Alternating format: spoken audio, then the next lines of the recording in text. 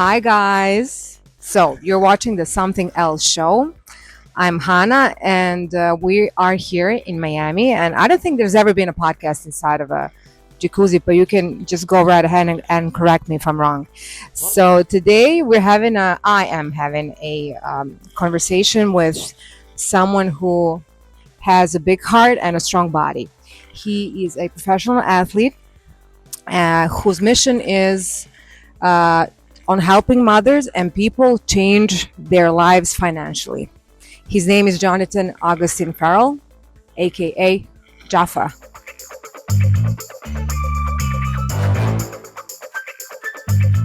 Hi, Jaffa. Peace. So that's your nickname, right? Why do people call you Jaffa? Uh, it's a mixture of my first and last name, Well, yeah, logically, yeah, and makes sense. just a bit of who I am. So Like the first bit and the last bit of who you are, right? exactly. Like your first and your last name. hmm My viewers and people in general, we all love to hear some stories. So I would like to hear a story about how you got that nickname. Who was the first who thought of Jaffa and was like, yeah, we can call you Jaffa? Do you Oh, remember that? I've been overseas in Europe for 9 years, France for 7, but most of the time, majority of the time, I'm alone. So when you're alone, you tend to find yourself, rebrand yourself, go through phases, figure out who you are, and that's this is part of the journey, and this is why I came up with the name Jaffa. So you came up with the name Jaffa. hmm But you just said that you spent a lot of time alone. Was it because you wanted it to be like that, or you were abroad and you? That's when you're doing what you love and you're on a journey. A lot of sacrifices will have to be made, along with relationships, um, friendships, etc. Because you're on a journey, and wherever the journey takes you. Like for example, I grew up here in Miami, and the basketball took me around the country, America, and then it took me across the world in Europe. And I've been over there just because of basketball. You are talking about the professional athletes journey that you're on. But as I hear you talk about it, I feel like it's more of a spiritual journey for you as well. Not more of a spiritual journey, but like it is a spiritual journey as well as a professional journey. Oh, Can for you sure. tell us more about that? Just being in tune with who you are, being in touch with your inner self, knowing that um, in life you're gonna go through phases, and you're gonna go through, you're gonna shred, but people think they know who you are because you grew, and that's part of growth. You know, growing, elevating, being a better version of yourself each day, each month, each year. You shouldn't be the same person who you were a year ago. You know? You should not be the same person who you were a year ago. No, you should be growing. You should be elevating. You should be doing some type of, because a lot of people have self inner work that need to be attacked or faced, but a lot of people don't face them because they tend to run from their problems. They tend to run from their demons. They tend to run from the shadow work that they have to work on because of past trauma, past relationships, abuse. You just said something that's very interesting to me because I think it's the same way you do, that you should not be the same version of yourself that you were a year ago. So what would you say changed in your life in comparison to the last year? A mentality, Your mentality. yeah, mentality switch. You know, everything is about the mentality. I said this the other day at the school when I was talking to the children. I said, if the mind is strong, the body will follow. If the mind is weak, the body will crumble. So So if the mind is strong, the body will follow, if the and if the mind mind is is weak, weak, the body will crumble. Wow, that really speaks to me because I myself can say that I am on a inner journey myself. So I can totally concur when it comes to that. So you said that you were talking to children in school. Were you having like some kind of a educational training, or what kind of work do you do with kids at school? It was really like full circle because I normally, when I come back home from overseas, I go back to my former high school and I normally work out and I talk to the children. But now this time it's my nephew. He's in a program at my high school. And he asked me to come talk to him in the program. And I just felt like it was an opportunity for me to come back to the school, give back my experience, my time, my energy, and just be fulfilled in that way. So, if I understood you correctly, you went back to your high school and like try to inspire children. You said try? Try. I said try, but no, we do. We inspire. At least as long as we inspire one. Okay. So we can start. So you did not try, you just did it, right? We did it. We do. Because if you try, you would never succeed. Okay. So that's the mentality. Exactly. That's the mind work the mindset that you have to be in. But do you feel that what you speak and what you tell them, does it resonate with them? Do they have ability to understand and grasp? For sure. Because I'm able to connect with them because I'm not too far from their age. And I'm not too old, if that makes sense. So I'm right in between. I'm like the big brother that can relate to them, that can get on their level, but also let them know, like, look, this is what you got to do to get to the next level. And each level you get to is going to require you to be better. So, and I just connect with them because they know I come from the same place they come from. And I'm still doing it. Okay, does that mean that you had to struggle in your life to come to a point where you are today? Yeah, I believe we all have struggles. But for sure, I had struggles. The struggles made me who I am today. You know, failures is the stepping stone to success. If I didn't struggle, if I didn't go through the failures, if I didn't continue to get back up and keep going, I wouldn't be where I am today. I wouldn't have had the mindset and mentality that I have today. And I won't be able to give back in that positive way because people need the mentality switch because a lot of people don't have the right mentality sometimes. What kind of a mentality you had to make for yourself in order to be where you are today? What can you tell me like a few things that describe that type of mentality? Two things a few things that can like describe that type of mentality. Okay. You know, relentless, being consistent, being a dog, not in a bad way, but in a mentality like you're tough, and just knowing that you can overcome any challenge. If it doesn't challenge you, it doesn't change you. So I think I told you I done had 3 surgeries already, and I don't look like what I've been through just because of the mentality. You know, I don't walk around making people feel sorry for me. I don't walk around, because nobody in this world is going to feel sorry for you except for maybe mom and dad. But other than that, this world is going to eat you up if you don't have the right mentality. And if you have the right mentality, you can survive and thrive. And what was like the breaking point in your life for when you realized that you had to be that person in order to achieve your goals? Was it a certain point or was it like more of a journey for you? It was a journey because you go through phases, and each level, like I said before, is going to require you to be better and better and better. So leaving Miami, I left my mom, grandma, and great grandma. That's who all raised me in the house. And my dad was down here too, but my dad wasn't in the house with me. But who really was, I was raised by my mom, grandma, and great grandma. And just having that purpose and that drive to not go back to them. You know, I want to make it out for them.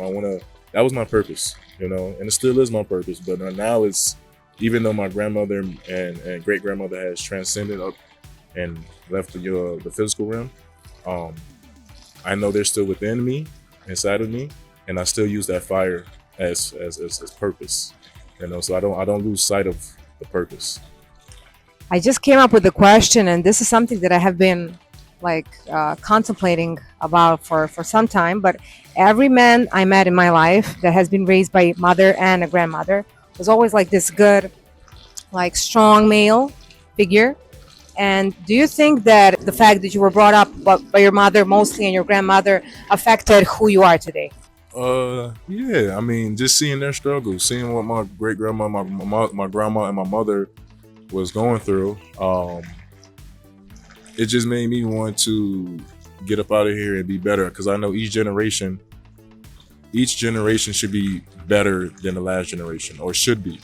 If not, like for me, I know this is off topic, but for me, I'm going to be the first generation to create wealth for my family. If not, I'm going to generate it and keep it going. But I know by the second generation, I will have to cut it off, because if I continue to, this is deep now, if I continue to have that generation of wealth going, then the men will be weak, because strong times create, tough times create strong men, weak times create weak men.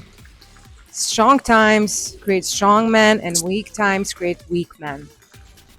So, think you probably, because this is a deep conversation we're in right now, and I think that you probably thought of this, but if you get to be like wealthy man in your first wealthy man in your generation, how do you want to educate your children to be strong and not weak? How I want to educate them? Yes. And first I'm going to instill the mind. First is the mind. It always starts with the mind.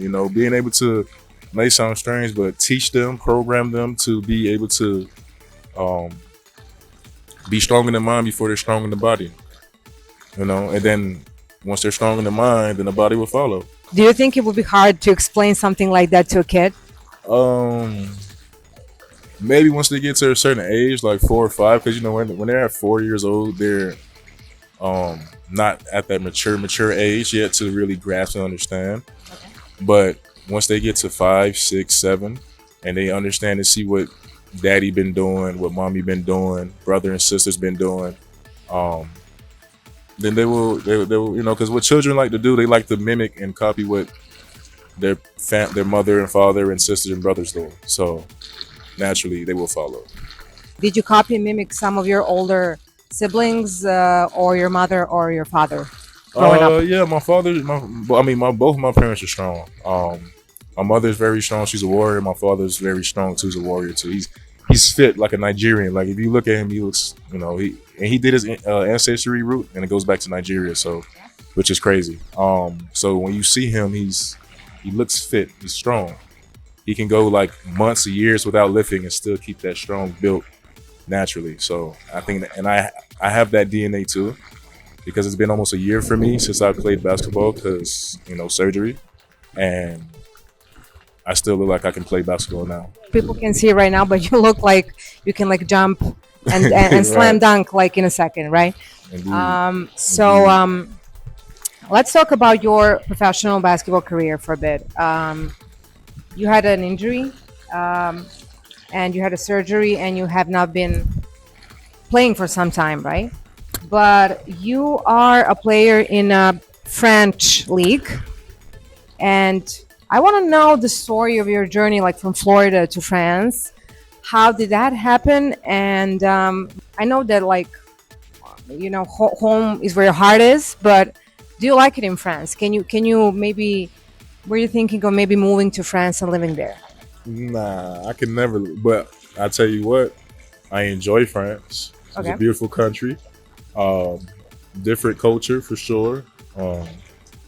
The scenery is beautiful. I've lived in the north, south, east, center, and west of France, because each year I had 1-year contracts. So me being in France for 7 years, I played on multiple different teams all over. So I was able to see all parts of the beautiful part of France. And so which part did you like the most? I can't say I like one part the most. I enjoyed all of them equally the same, because I lived the moment. I love each part of France equally the same. And I can tell you why. The south is unique because the sun is very hot, and I can wear my tropical climate Miami Caribbean clothes. You can wear your Miami clothes, right? Right. Yeah. And then in the center, I'm not too far from Paris. It's only an hour and 45. It's not too far. It's nice, still cool. The west, it's really, really different, but it's nice. It's a little bit cold. The north is extremely cold. snows up there like crazy, and but in the north, you're not too far from Belgium, you're not too far from the Netherlands, you're not too far from London, so you're able to get to more countries a little bit more in the north than the south by driving. So you said that you started answering by saying that you will not be interested in living in France. Why not?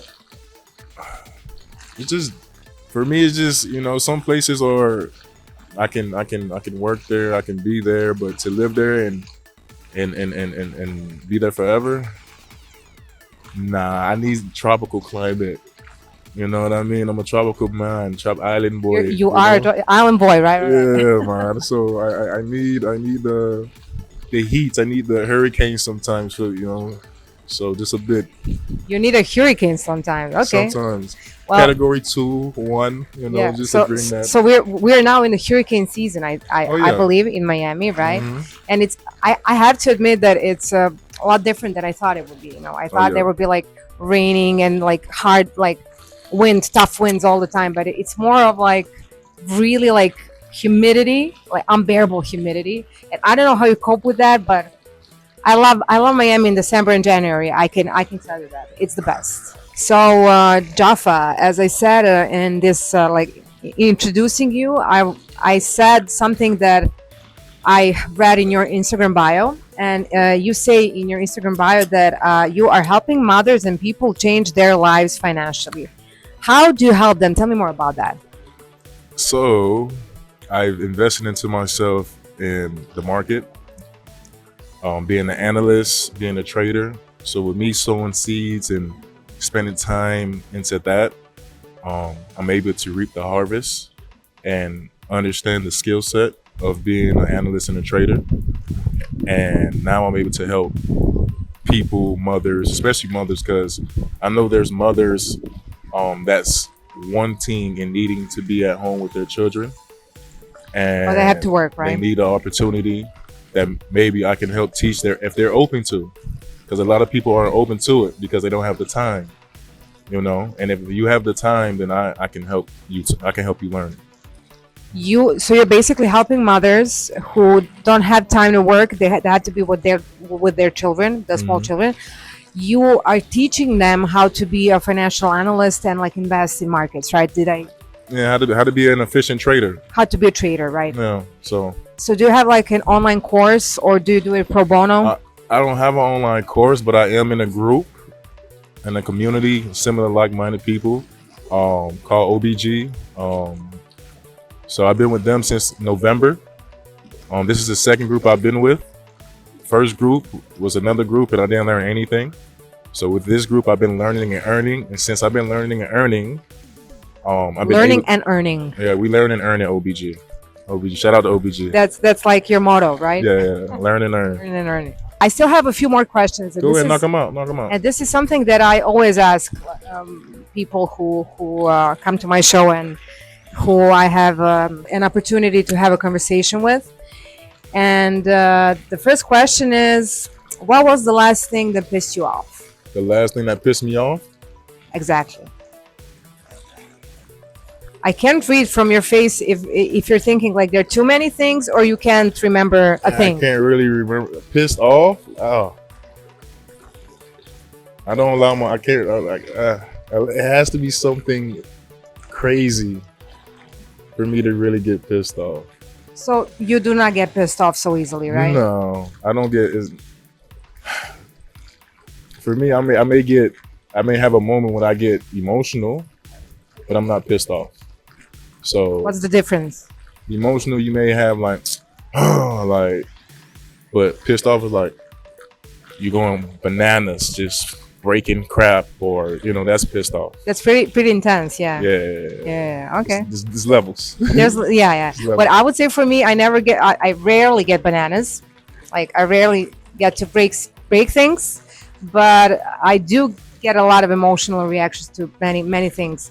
But as I'm growing older, there are less and less things that I'm angry about. I have to say that. That's the difference.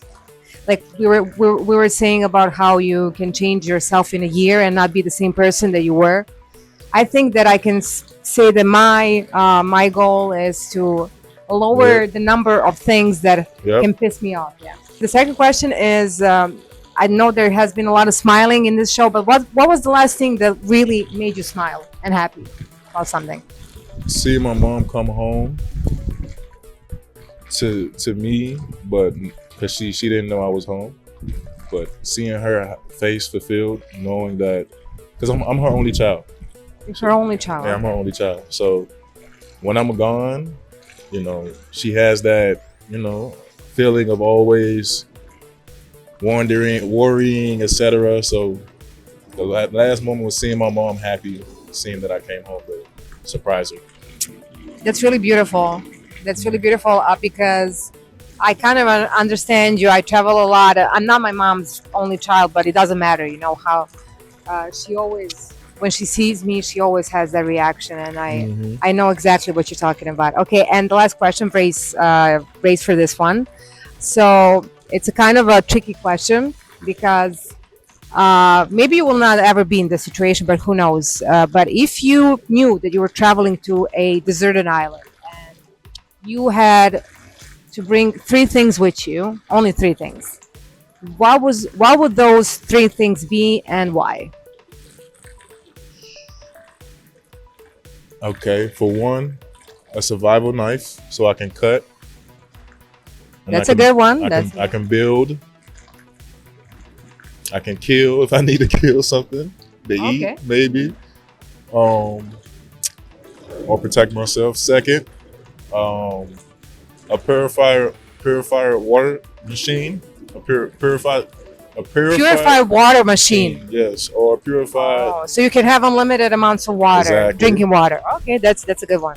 And then third, maybe a fire starter kit so I can start fires, make food, be warm if I need to, get away the little bugs and insects if I need to, maybe.